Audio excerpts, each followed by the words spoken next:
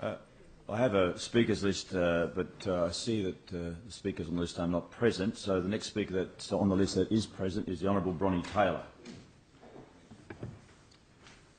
I'll endeavour to try and fit them back in if they come in the chamber.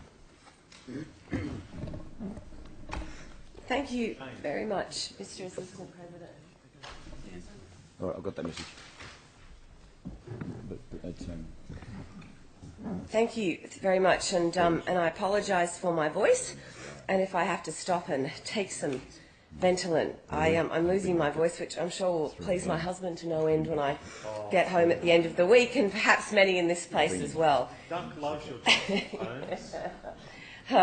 I understand that this is an emotive issue for everyone, and I would like to take this opportunity to thank all those in this chamber for the respect shown to everyone during this process. We all come from different places and we all have different beliefs, but we are all here to do the best we can, and I genuinely believe that we all try to, albeit in very different ways. I've thought long and hard about what I wanted to say today. I've consulted widely with a lot of people. I have lots of deep connections with people in the health industry in many different professions. I am conscious that so many people will like to speak today, so I will attempt to keep my contribution brief and to the point.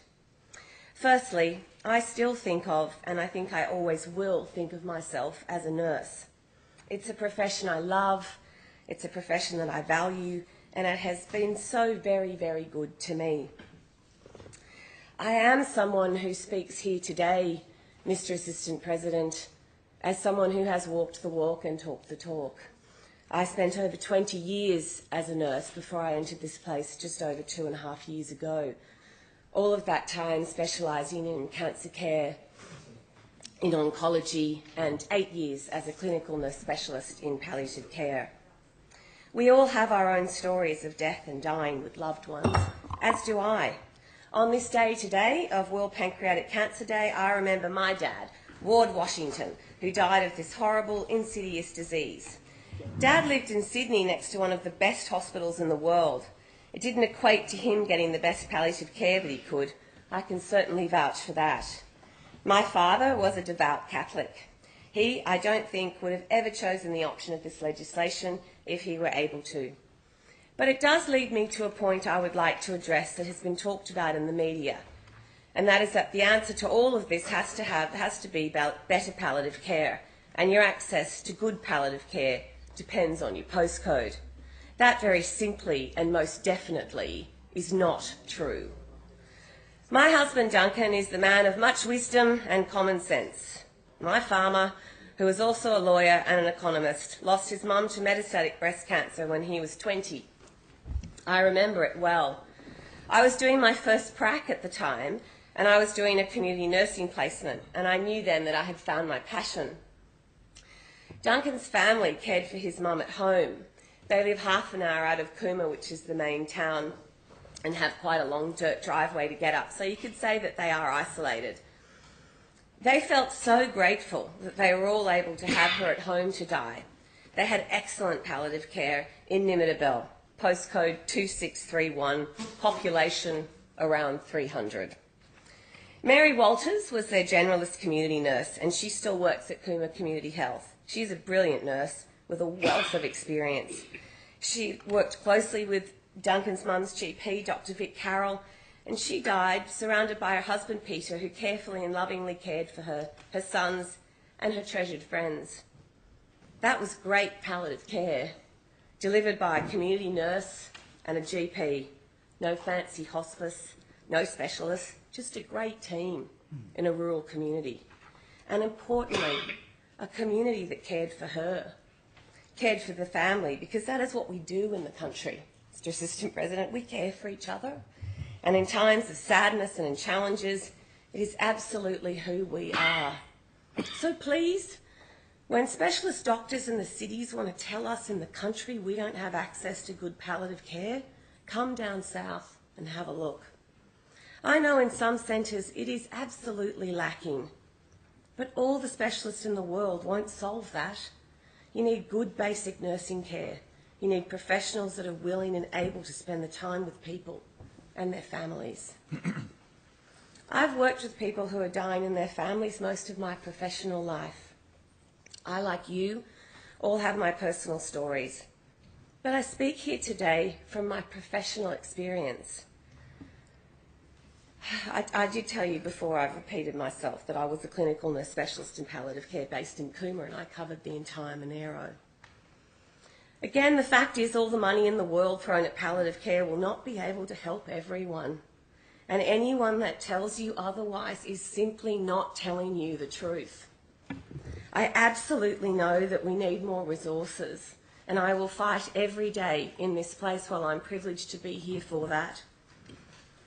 I can also tell you many stories of many patients I've cared for, but that's not my job here today.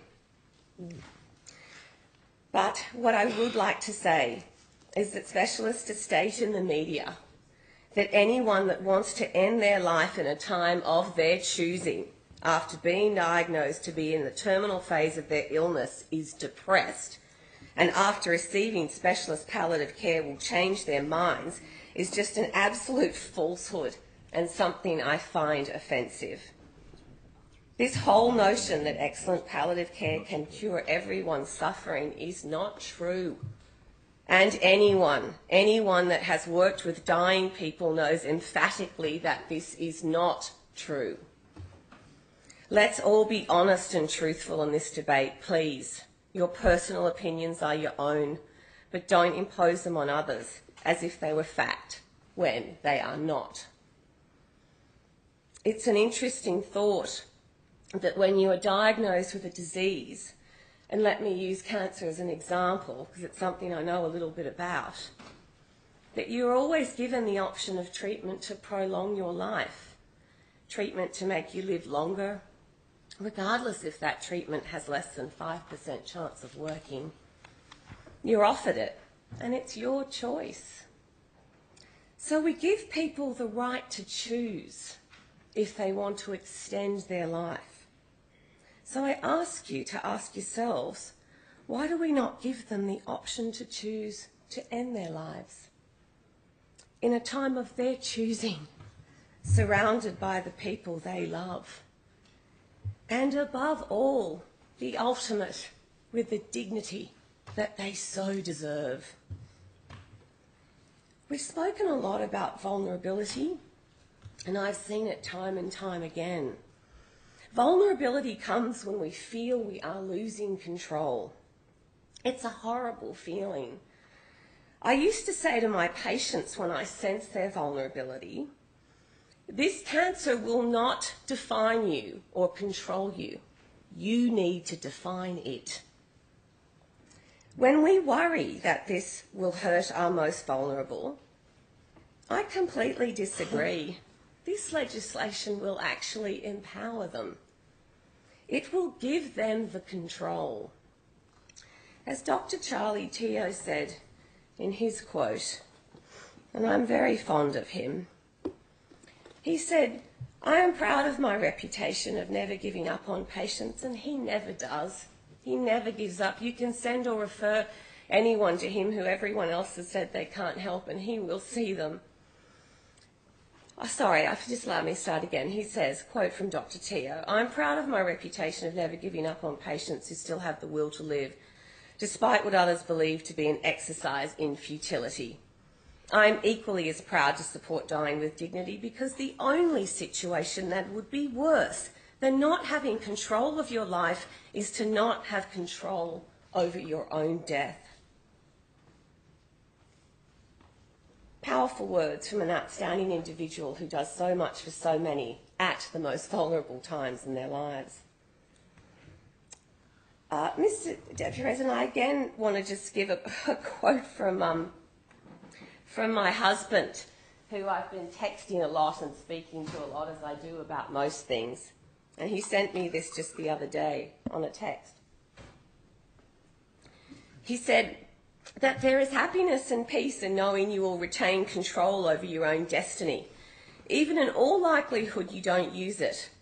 Knowing you will lose control will surely increase suffering and misery. And giving your control over your destiny to the government, well, That is very dissatisfying. The fundamental reason for my vote today is based on the ultimate principle that I do not believe that government and politicians should tell people how to run their lives. My belief is that we need to get out of the way. Our responsibility is to provide a safe framework, and I now quote from the position paper of the New South Wales Nurses and Midwives. And can I say, I think this is an excellent paper, and the New South Wales Nurses and Midwives Association and myself do not always see eye to eye, but I absolutely commend them on this paper. They said here, I'll just quote a few sections, our members provide high-quality palliative care that for the majority is able to alleviate physical pain and provide adequate comfort. Unfortunately, palliative care is not effective for all patients, and some experience unbearable pain and suffering for prolonged periods of time. We believe that legislation reform in this area will actually provide protection to people who are vulnerable. The draft bill is vigorous in its requirements and requires that a person who wishes to seek assistance express such a wish to 3 separate health practitioners over a minimum period of 9 days before that assistance can be provided. It also requires that a person be deemed of sound mind before assistance can be provided. Mr. Assistant President, I think that this legislation is vigorous, and I commend the Working Party for their bravery and their courage to bring it forward. But not just that, the fact that they've done it so well. And can we just remember that in this bill you need approval from 3 doctors. And I trust doctors. I trust that they will make the right decision and that they will not allow people to access this legislation that do not qualify under this very strict framework. And I point the attention to clause 28. And I also say too that it very specifically states that this is not about letting people who want to commit suicide do that. It's not about telling people with mental health that they are unworthy, because this legislation would not allow them access to that. And to draw that sort of conclusion is just not accurate. None of us here may ever want to ever choose this legislation, and that is fine. And it's fine because it's your choice. But please do not impose your choices on those who wish to exercise their own. It is their choice. It is their choice. And that is the way it should always be in a free and democratic country like Australia. I will be supporting this bill.